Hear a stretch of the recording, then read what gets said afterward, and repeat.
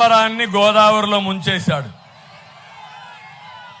మళ్ళీ హామీ ఇస్తున్నా, గోదావరి నీళ్లు రాయలసీమకు తీసుకొచ్చే బాధ్యత తెలుగుదేశం ఎన్డీఏ తీసుకుంటాం.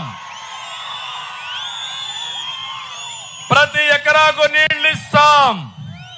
ఇది మా బాధ్యత. ఇదే కాదు, సంపద సృష్టించడం తెలిసిన పార్టీ తెలుగుదేశం పార్టీ.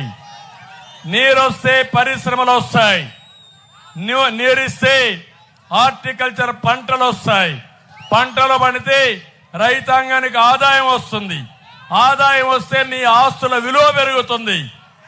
అది సంపద సృష్టించే మార్గం.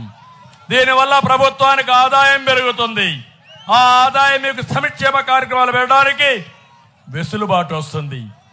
అందుకే నేను చెప్తున్నాను, మళ్ళీ మీ అందరికీ హామీ ఇస్తున్నా, నేనేదో విమర్శించడమే కాదు, ఏమి చేయబోతామో చెప్పడానికి ఇక్కడికి వచ్చా. మా ఆడబిడ్డలకి ఆడబిడ్డ నిధి ప్రతి నెలకు 15,000 రూపాయలు ఇస్తాం.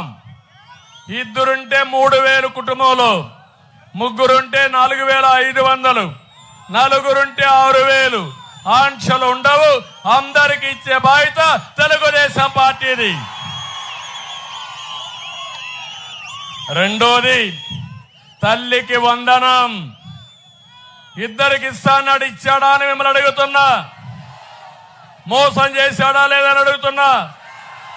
అందుకే చెప్తున్నా, ఒకరుంటే 15,000, ఇద్దరుంటే 30,000, ముగ్గురుంటే 45,000, నలుగురుంటే 60,000 కూడా ఇస్తా. ఓపికంటే జనాభాను పెంచండి. జనాభా మన సంపద, అది భారతదేశం సంపద. మీరు బాగా పిల్లల్ని చదివిస్తే ప్రపంచాన్ని జయించి మీ కుటుంబాన్ని చూసుకునే శక్తి మా తమ్ముళ్ళకు ఉంది. మూడోది దీపం. నేనే పెట్టా దీపం. దుర్మార్గుడు వంట గ్యాస్ రేట్లు పెంచి ఆరిపేశాడు. ఇప్పుడు హామీ ఇస్తున్నా, 3 సిలిండర్